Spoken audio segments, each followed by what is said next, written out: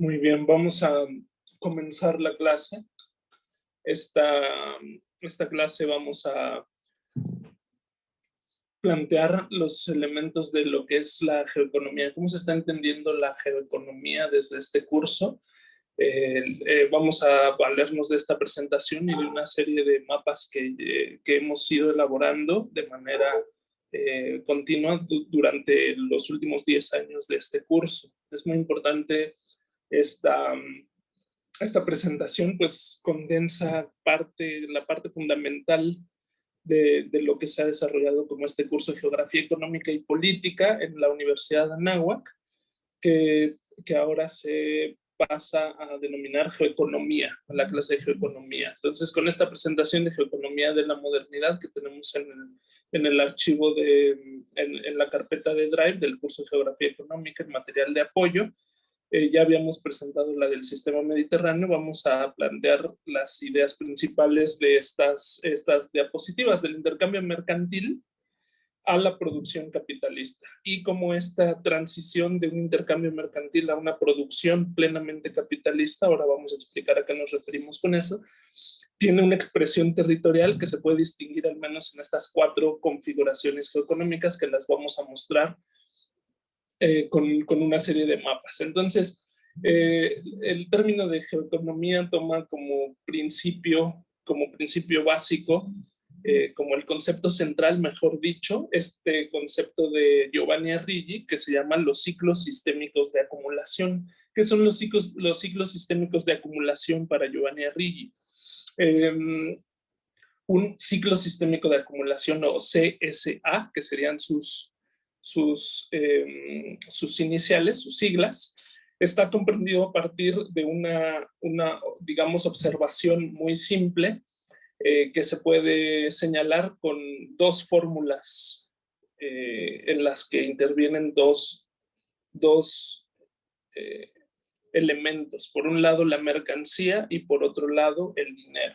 La mercancía expresada con una M y el dinero expresado con una D se intercambian uno por otro. Un productor de mercancía o un posesor, un posesionario, alguien que posee una mercancía, la va a intercambiar por un dinero, y aquel que tiene ese dinero va a obtener a cambio del dinero una mercancía. Entonces, esta fórmula de intercambio mercantil simple se expresa con una M, con una D y con una M, que están expresando una mercancía que se intercambia por un dinero, y ese dinero se intercambia a su vez por una mercancía. Pensemos en alguien que posee zapatos, que puede ser el mismo productor de zapatos. Él produce muchos zapatos, pero él no puede comerse esos zapatos, entonces tiene que ir al mercado, intercambiar ese par de zapatos o uno de esos pares de zapatos que él posee o que él mismo produjo por una cantidad de dinero, y ese dinero lo puede convertir en pan, ¿no? Entonces, de esta manera, el productor de zapatos puede convertir sus propias mercancías en pan, pero lo hace a través de esta figura intermedia que es el dinero.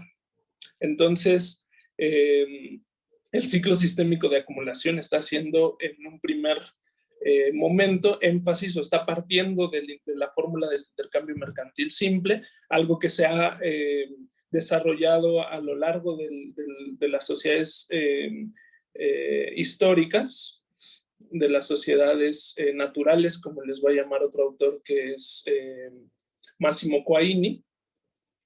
Es decir, sociedades precapitalistas, sociedades simples, en donde ya existe el dinero, pero no se refiere a una sociedad que basa toda que se articula a partir únicamente de la producción de mercancías, o que se enfoca únicamente en la acumulación de capital. Estas son sociedades mercantiles simples que existieron desde vamos a decir, desde el 10.000 antes de Cristo hasta bien entrado el siglo XV, alrededor de todo el mundo, y a partir del siglo XV entonces hay una sociedad que comienza a transformarse y participar de una forma distinta de este intercambio mercantil simple, que se expresa con esta otra fórmula, que es la fórmula general del capital, del dinero, mercancía y dinero acrecentado. Es decir, en lugar de M de M, una mercancía que a través del dinero se convierte en otra mercancía,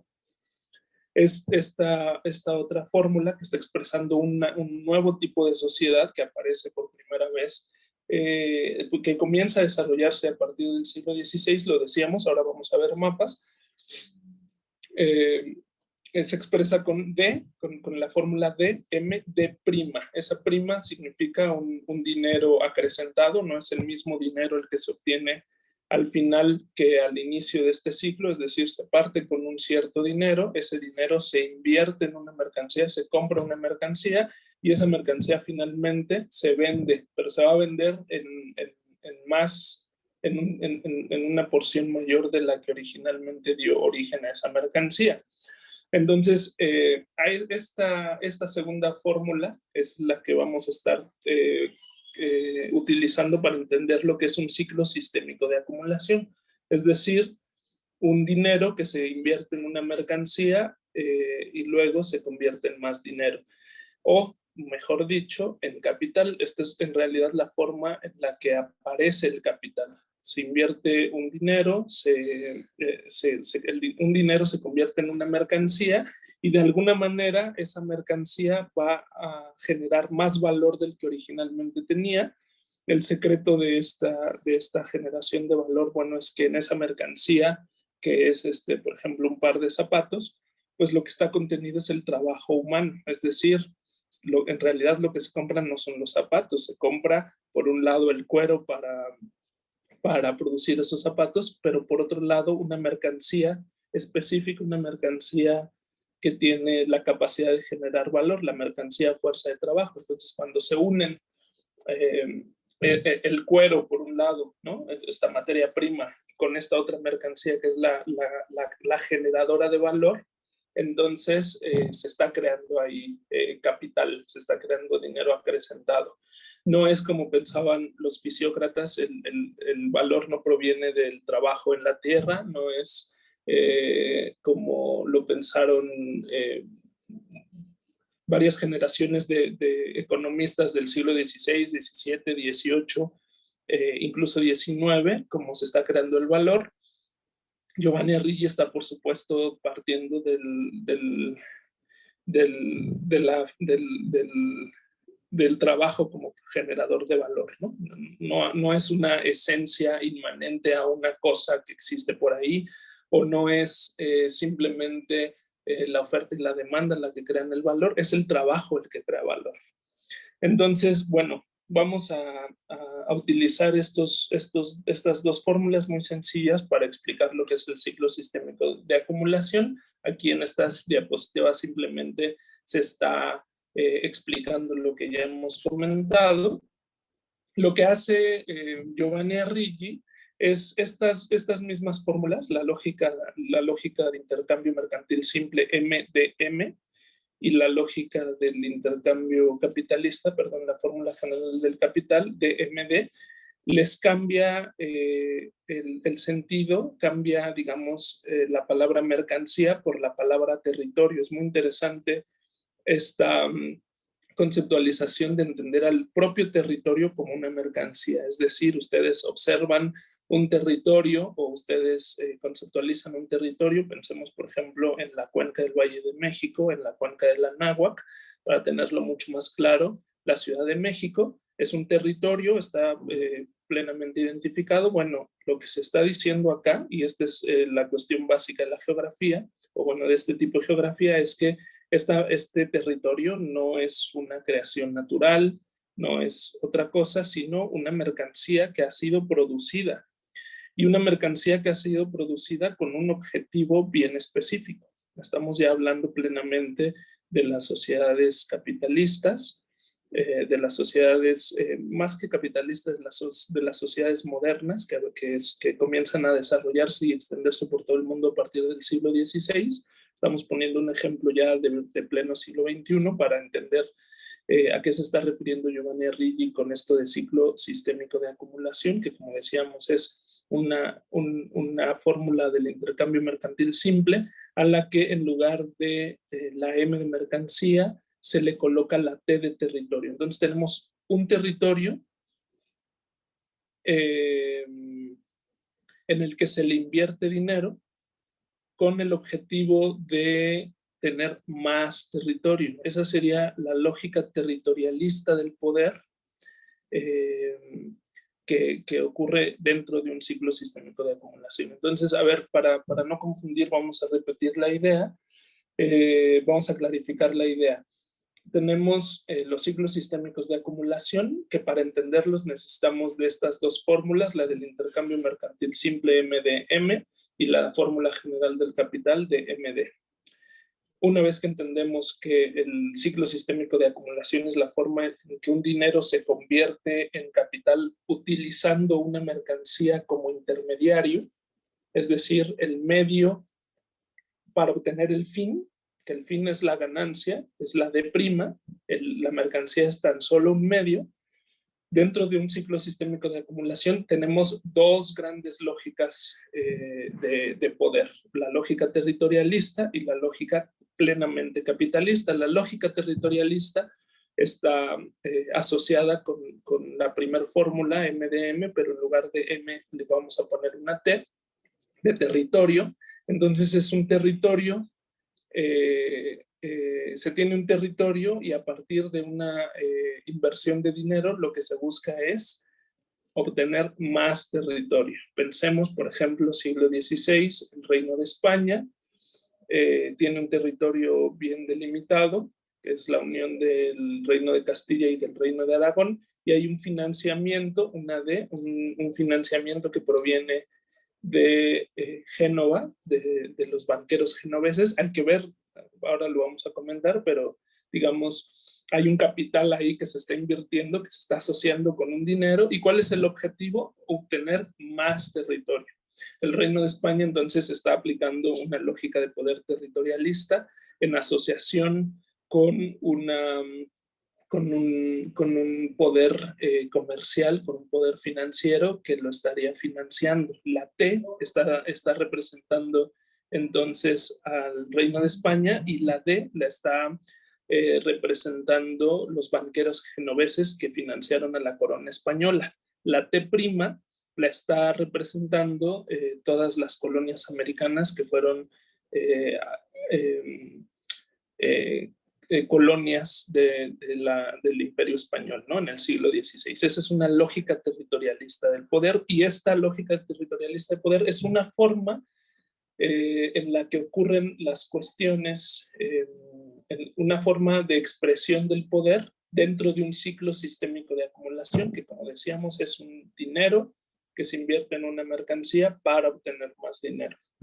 La lógica del poder es la la lógica territorialista del poder, T prima, es la primera lógica dentro de un ciclo sistémico de acumulación. Luego tenemos una segunda lógica de poder, una lógica capitalista, en donde el territorio, como ven, no es el fin de esta lógica de poder. El territorio es tan solo un medio. En la primera lógica, la lógica territorialista del poder, el objetivo es obtener más territorio. El medio por el medio del cual se obtiene ese territorio es mediante una inversión financiera, mediante el dinero, mediante el capital. El capital es un medio para obtener un fin distinto que es el poder. En esta nueva lógica capitalista del poder, entonces el territorio ya no es el fin es la acumulación de capital, de prima, y el territorio aparece únicamente como un medio. Hay otras formas entonces de expresión del poder dentro de un ciclo sistémico de acumulación. Vamos a explicarlo en términos históricos. Vamos a suponer que esa D es la primera D de la fórmula, es el imperio neerlandés, Holanda, ¿cómo le llaman? Las Provincias Unidas, ¿no? Son Provincias Unidas, son 17 Provincias Unidas en el Mar del Norte que se vinculan y en realidad esa unión no es una unión territorial, no es una unión matrimonial, de hecho, es decir, no se establecen nexos directos entre los príncipes o los reyes de cada uno de estos territorios. En realidad lo que está ocurriendo es una unión de capitales. Las Provincias Unidas unen todos sus capitales, todo mundo une sus capitales, crean una corporación ultramarina que va a hacer lo mismo que hacían los españoles, pero de una forma completamente distinta. Ellos van a ocupar el dinero como principio y como fin, y al territorio únicamente lo van a utilizar como medio para obtener ganancias. Esta unión de las Provincias Unidas crea un capital inicial que se va a invertir en un territorio. Ese territorio en un primer momento va a ser el mar Báltico, pero en un segundo momento mucho más importante, ya hacia el siglo XVIII, XVII-XVIII, es el sureste asiático. Las islas de las especias se les van a llamar en ese momento. Vamos a mostrar mapas. En este momento estamos entendiendo principalmente la lógica. Se invierte ese dinero en un territorio que es el sureste asiático, las Islas Molucas, de donde se obtienen especias. ¿Para qué? No, el objetivo de invertir dinero en ese territorio no es para que las Islas Molucas sean parte del imperio neerlandés o sean una más de las 17 provincias. No es como en el caso de España, una colonia española, es un territorio del cual se van a extraer ganancias. Entonces tenemos ya las dos lógicas del poder en un ciclo sistémico de acumulación. Esta lámina está explicando nuevamente este aspecto y vamos a señalar dos ideas más. En primer lugar, el concepto de hegemonía. Vamos a asociar que cada ciclo sistémico de acumulación, es decir, cada ciclo en el cual un dinero se invierte en una mercancía, que bien puede ser un territorio para obtener más dinero, está asociado con una hegemonía, es decir, con un Estado que está liderando este proceso. Es decir, es un Estado específico, es la hegemonía española la que va a conducir a nivel mundial, o bueno, en la medida de lo posible mundial. Ahora vamos a ver las escalas. Un estado territorial es el que está conduciendo el proceso de acumulación de capital. En un primer momento es la hegemonía española, entonces la que invierte su dinero para obtener más territorio, pero una vez que ese ciclo llega a su fin, entonces se requiere de un nuevo ciclo sistémico de acumulación, pero la hegemonía que condujo este primer ciclo sistémico de acumulación va a quedar desgastada para emprenderlo. Entonces tiene que emerger una nueva hegemonía, un nuevo estado territorial que asume el liderazgo para impulsar este nuevo ciclo sistémico de acumulación. Es decir, la acumulación no se da ni fuera del espacio, ni fuera del marco de un espacio estratégico que está conduciendo esta acumulación. La hegemonía, como la está entendiendo Giovanni Arrighi, está en realidad retomando la concepción gramsciana de lo que significa la hegemonía, en la cual el liderazgo, y esto es muy importante que se comprenda de esta manera, el liderazgo nunca se basa únicamente en el consenso. Normalmente, si pensamos en el liderazgo, por ejemplo, de un equipo de fútbol o del capitán de un equipo de algún deporte, pues el liderazgo está basado en el consenso. El líder lleva la batuta de todo el equipo y lo está haciendo únicamente bajo el consenso. Pero para diferenciar el liderazgo basado en el consenso de aquel liderazgo que se basa también en la coerción, se utiliza este concepto de hegemonía. La hegemonía entonces no solamente es un liderazgo positivo, por así decirlo, sino que también tiene un aspecto, vamos a decirle así, negativo, en el cual el líder es seguido no únicamente porque el resto de los países o los individuos enfocan al líder como quien puede conducirlos hacia el triunfo o hacia un cierto tipo de éxito, sino que también lo están siguiendo porque existe cierta coerción. España tiene la coerción sobre Inglaterra, tiene coerción sobre Francia, tiene coerción sobre múltiples territorios, y ellos aceptan seguir el modelo de acumulación español, no nada más porque les conviene, sino también porque existe coerción. Lo mismo va a ocurrir más adelante ya para Provincias Unidas, cuando asuma la hegemonía. Va a ser mucho más claro cuando la hegemonía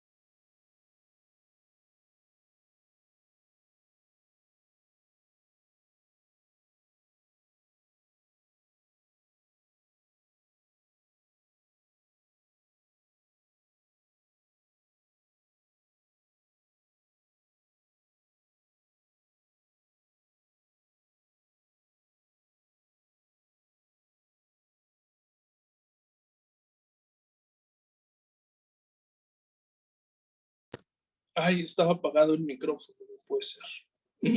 ¿Desde cuándo está apagado el micrófono?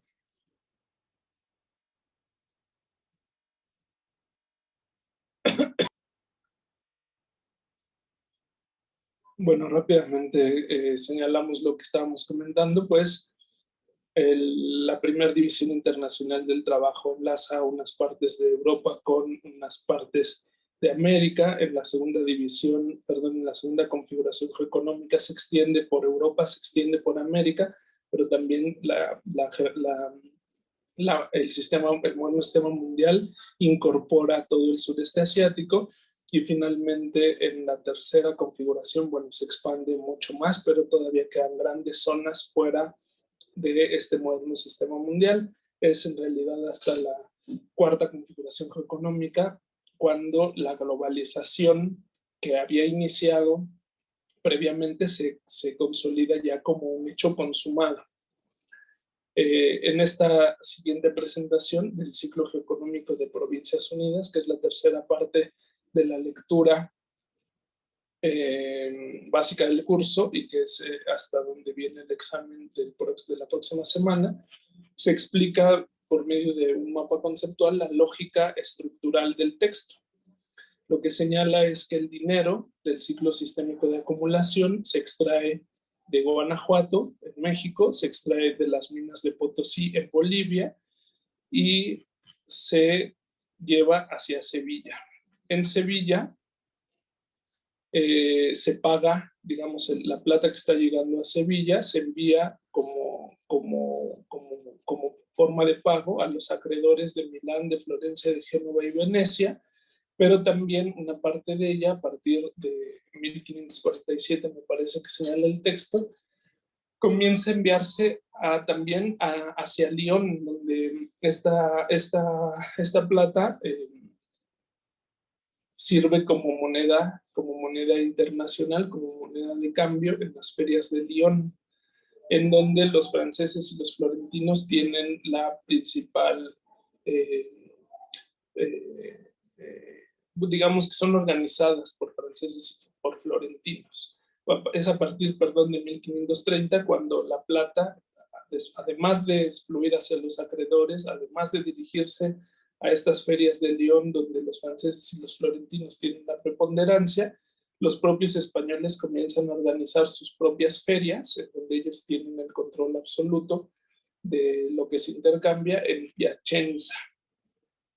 De ahí de Piacenza, una parte va a conducirse hacia Amberes, en donde son los españoles y los genoveses donde tienen pleno control sobre las redes mercantiles, de tráfico mercantil. Amberes es una provincia del Reino de España que está pues alejada y separada por prácticamente toda Francia. Es ahí en donde se va a consolidar Provincias Unidas. Es a partir entonces del flujo de plata, que una parte se utiliza para pagar, otra parte para comerciar, más allá de las redes de influencia española en Francia. Una parte muy importante va a ir hacia Amberes, en donde va a volver esa plata en forma de oro y letras de cambio, es decir, Sevilla envía plata y Amberes envía oro y letras de cambio, es decir, la plata se queda en Amberes y en Sevilla lo que llegan son letras de cambio que pueden ser utilizadas para sacar más plata, que va a ser enviada nuevamente a Amberes y de alguna manera pagada en oro. Entonces la plata americana no se está concentrando en Sevilla por el medio de este mecanismo complejo, en realidad, que estamos representando. En realidad comprendemos que se está concentrando en Amberes. En Amberes, además de letras de cambio y oro, se convierte esta plata en asientos, que son, los asientos son contratos para seguir extrayendo no solamente oro, sino también esclavos de estas zonas, más bien que permite extraer esclavos de África y enviarlos a las minas de América para mantener el circuito. Entonces lo que estamos viendo justamente aquí es cómo existe una transferencia de plata que se está concentrando en Amberes, ¿no? Aquí tenemos la D. Esa plata inicial, entonces, que fue extraída por España, pero que se concentró en Amberes, va a dar origen a un ciclo sistémico de acumulación. Toda la anterior explicación es simplemente para entender cómo es que surgió el segundo ciclo sistémico de acumulación, que da origen ya a esta segunda hegemonía que va a ser la holandesa. Ese dinero, esa plata, se va a invertir en el mar Báltico en comprar madera, trigo y barcos, es decir, en comprar mercancías. Esas mercancías van a dar origen a ganancia. La madera que se comercia y que se vende en el Báltico, el trigo, los barcos, van a generar una ganancia. ¿Esa ganancia en qué se va a invertir? Bueno, básicamente en hacerle la guerra a España. Esas ganancias se invierten, ya concentradas en Amberes, en hacer la guerra de los 80 años, y esta provincia que originalmente es España, pues va a terminar independizándose. Van a lograr conquistar o monopolizar todo el comercio a partir de la conquista del estrecho de Øresund, que es una zona, vamos a señalarlo aquí, el estrecho de Øresund es exactamente todo el comercio del mar Báltico, que es de toda esta zona se obtiene pues la madera de los bosques noruegos, el trigo de las estepas polacas y los barcos que se están construyendo en esta zona, en los astilleros holandeses. Todas estas mercancías que se comercian y se obtienen de esta zona son guardados en las bodegas holandesas, y para evitar que ingleses o franceses o cualquier otro tipo de nación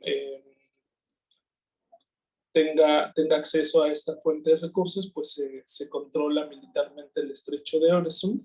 Entonces, parte de las ganancias que están viniendo de la plata desde México y desde Potosí no se concentran en Sevilla, sino que terminan concentradas en esta zona, y esta plata entonces sirve para monopolizar este comercio,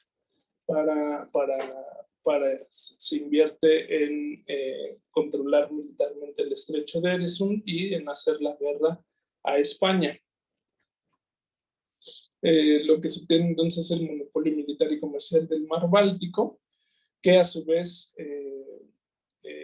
va a generar pues más ganancias, va a invertirse en unas innovaciones navales, los buses, que son barcos pescadores que logran tener una producción mayor de pescado respecto de sus competidores.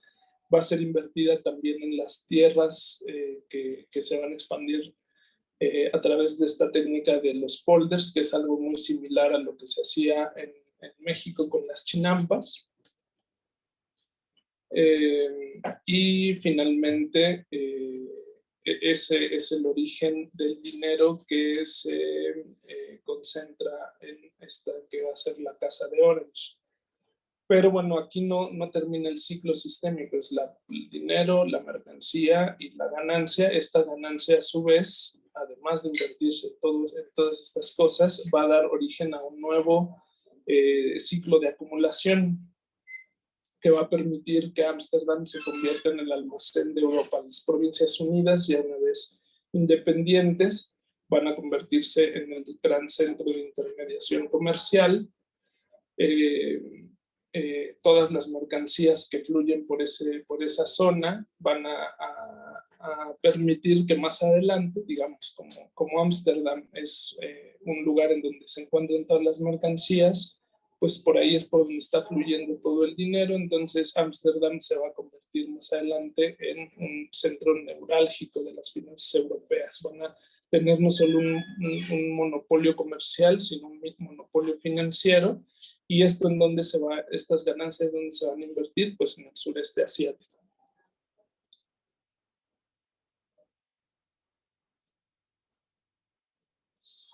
Entonces, Observen, esta es la lógica que está teniendo en realidad la lectura. Este es el mapa conceptual que me permitió escribir el texto, que es un mapa conceptual. Fíjense, lo que yo realicé es la lectura de las ideas de Giovanni Arrighi. Yo realizo una serie de notas que las convierto finalmente en este texto que ustedes están leyendo.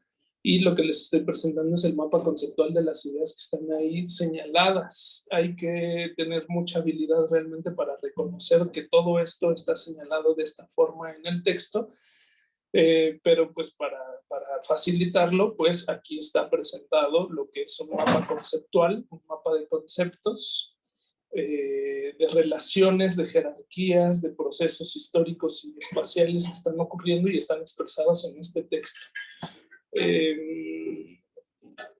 Bueno, finalmente incluso el dinero que va a ser obtenido de las inversiones en el sureste asiático van a buscar dar origen a un nuevo ciclo sistémico de acumulación que ya no va a tener base en el mar Báltico, ya no va a tener base en el sureste asiático, sino que va a tener su centro neurálgico del comercio en el Atlántico. Sin embargo, esta parte de la lectura termina señalando que no es Holanda quien va a conducir este ciclo sistémico de acumulación, que está basado en algodón, azúcar y esclavos, muchas otras mercancías, pero esas principalmente, sino que termina siendo el Reino Unido. Entonces, bueno, esto es lo que, aquí están las presentaciones de todos los textos que van a venir en el examen final, perdón, en el examen de medio término. Este es el sentido de la lectura que tienen que realizar para la siguiente semana, que es toda esta, perdón, es lo del metabolismo, es esta, Poder y riqueza en el mundo antiguo. Aquí viene toda esta parte señalada. Esta es la parte 1, que se refiere a, digamos, el sistema antiguo. Esta que se refiere a la hegemonía española, ¿no? Y finalmente esta otra que se refiere a la hegemonía holandesa, que es la que acabamos de explicar.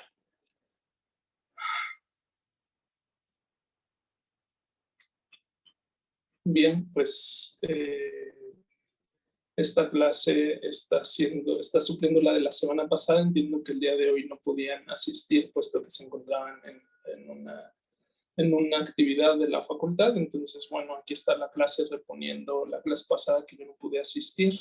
Espero que les sea de mucha utilidad para el estudio y para la comprensión profunda de lo que se están planteando. Son ideas complejas, no son ideas superficiales, son ideas complejas las que se están compartiendo acá, y bueno, seguimos atentos para cualquier duda, para cualquier necesidad que se requiera por parte de ustedes. Muchísimas gracias. Estamos pues en contacto por medio del correo electrónico. Hasta luego.